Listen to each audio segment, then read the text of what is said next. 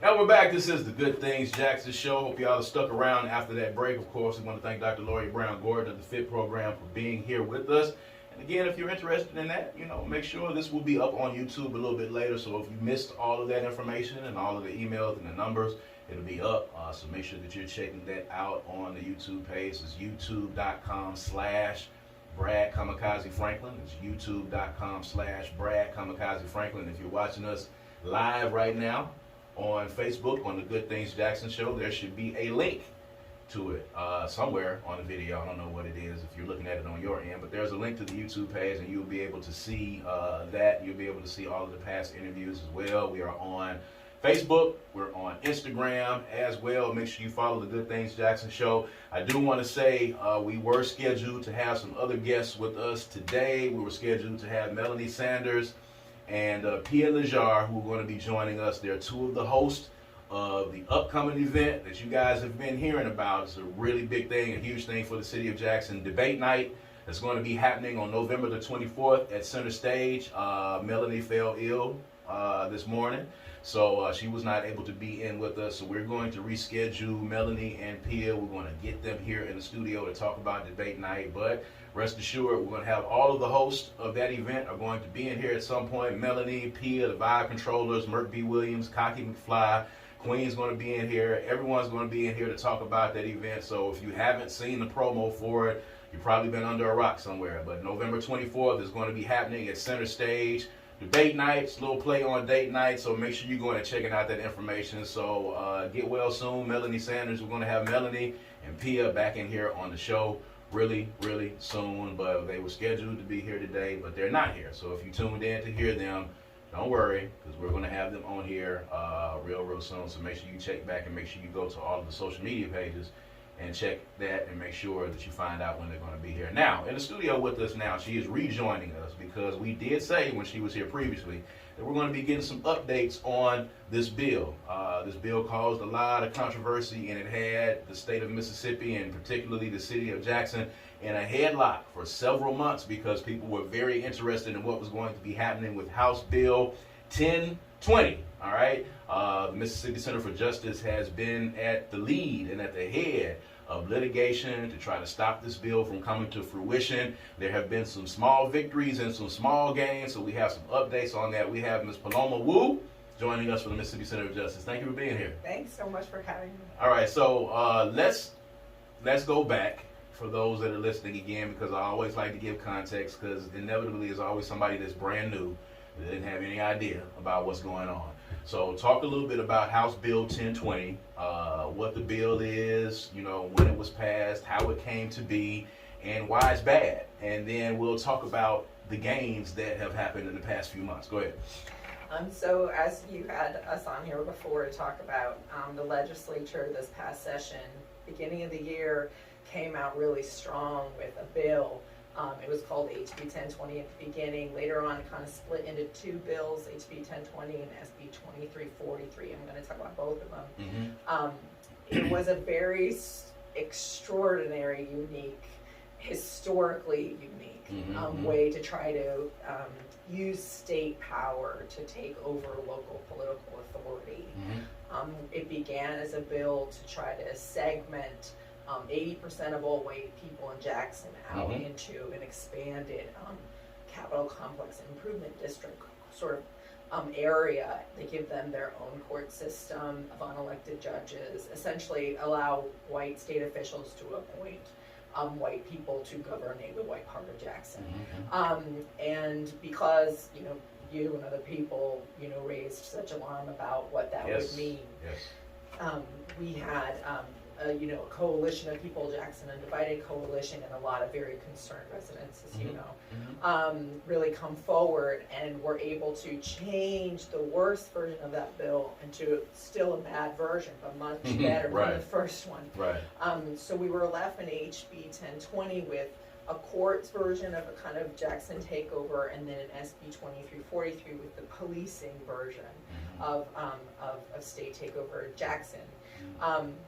So HB 1020, it added 3 lawsuits at the end of the day were filed against both of these these parts of the Jackson takeover. Mm-hmm. The first lawsuit in state court, 3 residents, Ann Saunders, Sabrine Sharif, Dorothy Triplett, just Mhm. residents of Jackson like you and me. Mm-hmm. They put their names on this, they wanted to fight it. Mm-hmm. And Mississippi Center for Justice, along with MacArthur Justice Center, Mhm. Legal Defense Fund, and the ACLU of Mississippi, we sued on their behalf and with the Jackson Undivided Coalition. And were unsuccessful at the Chancery Court level, Mm-hmm. and then just like 2 weeks ago, successful at the state Supreme Court level in striking down the HB1020 requirement that four circuit court judgeships in Hinds County, which were going to be appointed by one white man who is the Chief Justice of the Supreme Court. In all of the state, there was no equivalent that you were able to take Right. circuit judgeships and just create them out of whole cloth. Right.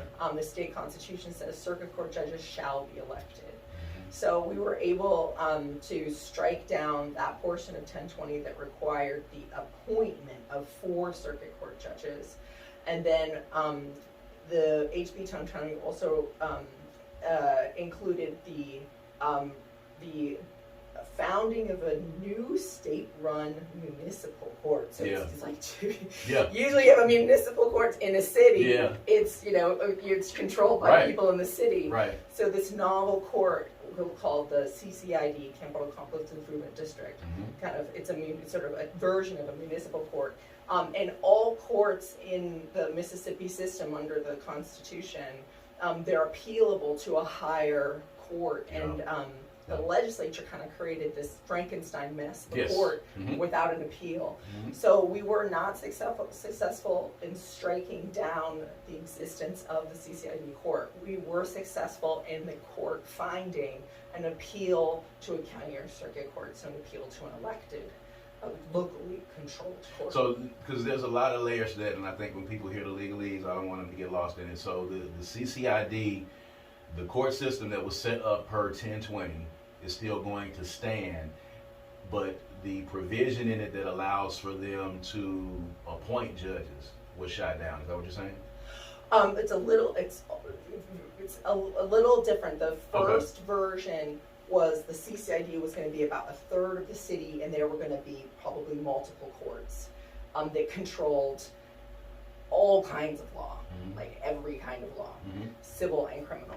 The version of the bill that got passed was a smaller CCID with one court that still does have an appointed judge and appointed prosecutors by the state. We were unsuccessful in striking down the existence of that court, but we were successful in finding an appeal for people who got an unfavorable criminal conviction in those courts. Okay. They can appeal to a circuit or county court, which are locally controlled. Okay. But we were successful in striking down the entire section 1 of HB 1020, which said that created 4 circuit court judge positions. Mhm. So in Hinds County, we have 4 elected judge Right. positions. They Right. were going to pack the court with 4 appointed positions, and we got that entire part struck down. Well, that's good. So the assumption is already there that there's going to be some questionable decisions handed down in these courts already, correct? 100%. They're not. These are. It is a unique court in the entire state of Mississippi because it gives the state the ability to control citizens of a city Right. at the city law level. Right, right. So why, again, just so that we can make sure that people are understanding, why is this victory that just happened a few days ago, why is it important? The other parts of the bill still stands, and I know people are really bummed about that. But at the very least, how important is this piece that you guys were able to get overturned? We think it's an extraordinary victory for political self-determination in Jackson. You can't take the state constitution, which says circuit court judges shall be elected, and then say just for Hinds County, we're going to pack the court with unelected appointed judges because we don't like how that judiciary is working. So we're going to impose state control over it. Right. So that was, they wasted a lot of public resources pushing that through when we all told them it violated the state constitution. Mhm. So we felt like it's an extraordinary victory for having the same rights as everybody else in Mississippi regarding elected judges. Right. The CCID court having an appeal to a higher court is a fundamental right of what we call criminal defendants, right? But they're just people who got a speeding ticket. Yes. They're, you know, you and me, certainly me, I've gotten speeding tickets. So it's like anybody can be subject to the jurisdiction of this court, and at least we have like a get out of that court card now for them to get the appeal. The CCID court was created by the legislature, and it could be abolished by the legislature. So that's something that we can keep fighting for. Another 100% victory that we recently got was Mississippi Center for Justice and the MacArthur Justice Center filed a separate lawsuit against HB 2343, the provision which said anybody in Jackson who wants to protest by a state government property has to not only satisfy state, whatever the city protest permits, let's say, are, but additionally must get prior written authorization from one of two white state officials, either Public Safety Commissioner Tyndall or Chief Bo Lucky of the Capitol Police. We were able to get a preliminary injunction, meaning court order, that said that provision violates the First Amendment, likely violates the First Amendment rights of the plaintiffs in that case, who were Jackson Undivided Coalition, People's Advocacy Institute, Poor People's Campaign, Mississippi Votes, Black Voters Matter, all were plaintiffs in that litigation. So that was an unqualified victory. So altogether, I think we have shot down more than they've been able to put up. So I think, and I think, and I would love to know what you think. I think it was a great moment for us in Jackson of people coming together and achieving, the kind of check on the legislature. This was a check. It was a public check. It was a community-driven check. It was a legal check. And I know you're focused on solutions. We should all be focused on solutions. So I hope this I think Paloma, one of those solutions I think is kind of being more in tune with and watching more closely what's happening in the legislature. I think House Bill 1020 happened because I think a lot of us, it kind of just put the legislature on autopilot. They just come in, they do their thing, and then they leave.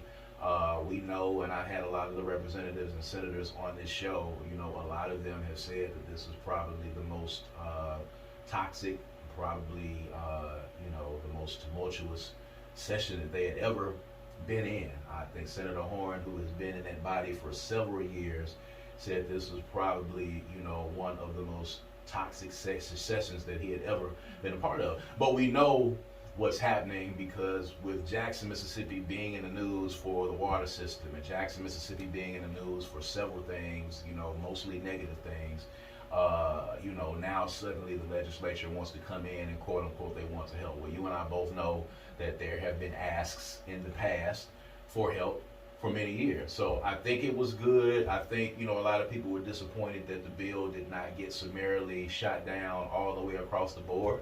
There still leaves the chance that, the Capitol Police, who, we've already seen them be heavy-handed on the citizens, it still leaves the door open for them to, continue to be heavy-handed. You kind of wanted that. But at least the judge piece, I think, is good because at least at the court level, people will have some type of reprieve. Because I do feel, and not just assuming, and I know you guys did as well, I know that someone is going to go into that court and they're going to get a crazy decision handed down to them because they're going to be trying to, quote unquote, make an example of someone. So the ability to be able to appeal, I think, is good. The ability to be able to continue to elect some of these judges and the ability to be able to kind of just watchdog what happens now. I think people are paying a lot more attention to it. And when you're talking about the other bill, I don't think people understood that, they were basically trying to take away folks' right to be able to protest. They were making this into some type of police state almost, where you have to go and ask for permission to protest on what is public property. You got to go and ask for permission, and if what you're protesting is something that they don't want you to protest, they can easily just strike it off and say no. So then what do? If we're going to be protesting this particular body, if this is the body where the laws are made, if we're trying to protest these things and we can't even get on the sidewalk in front of the building and protest because you're not giving us, permission to be able to do so, that's a very big thing. Now that is a very huge victory. I think, the work that you guys have done has been stellar. But I got to ask you, of course, and a lot of people are asking, is this the end for fighting against House Bill 1020? What's the next step? What can we be looking forward to? Is there any way that we might be able to chop off it a little bit more on that bill as well? It's a great question. There's one remaining lawsuit, so I described two of them. And there was one remaining one in federal court that was brought by the NAACP, and it maintains a claim over that the existence of the CCID court is racially discriminatory under the 14th Amendment, and it maintains a claim that the expansion of state police, the Capitol Police, into the entire city limits of Jackson violates the federal constitution of the 14th Amendment. Okay. So that case is ongoing. So it's, the outcome of that case, I think we won't know for a while. Yeah.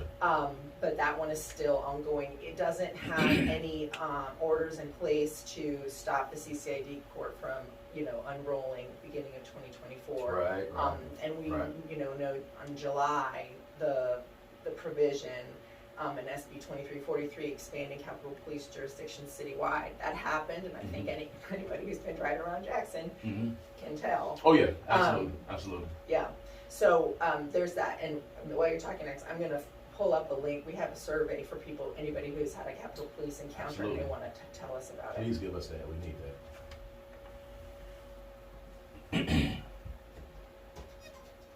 So this is a link for anyone that has had an encounter with Capital City Police, with Capitol Police Force, where you felt like you were treated unfairly.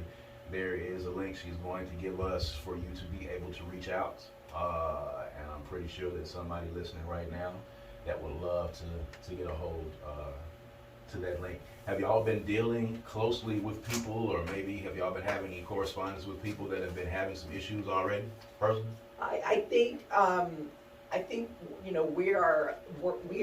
we serve a large number of community groups who are made up of people who organize all the time, and this has been a subject of calls, a subject of one-on community meetings about it. I know Jackson Undivided Coalition, you can find them on any of the social media platforms, JXN Undivided Coalition, and they'll be posting, I know, the next round of community meetings, and the Capitol Police will be one of the topics of conversation, because citizens are raising concerns about their what people think is relative heavy-handedness so far, and sort of their lack of relationship with people in the community. So, yeah.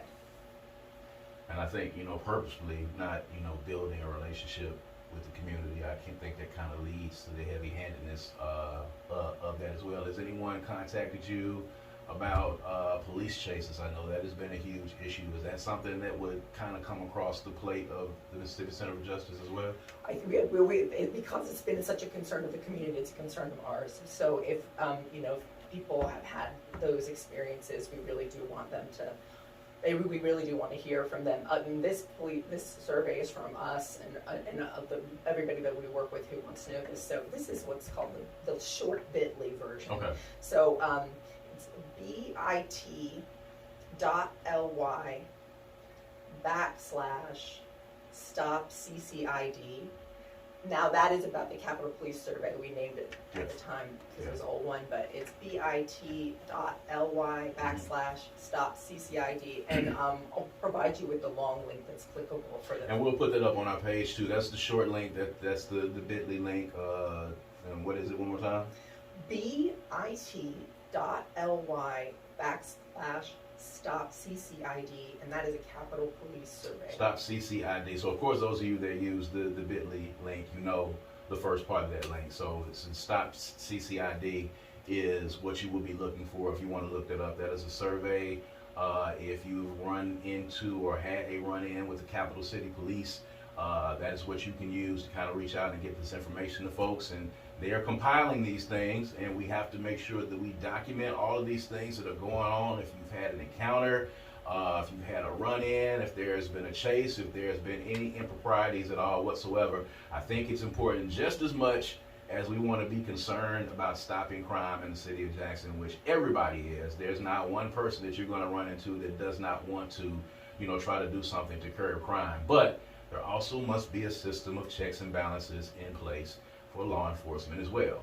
They should not be able, just as the criminals are not able and should not be able to run rampant, you should not have law enforcement able to run rampant as well. So there should be a system of checks and balances in place for everyone. So real quick, Paloma Wu, if anyone has any questions, if anyone wants any more information, or if they just want to contact you guys directly for something that has happened to them as it relates to House Bill 1020 or the Capitol Police, give them all of your contacts now. I think the best bet is Impact, IMPACT, at mscenterforjustice.org. 4 is spelled FOR.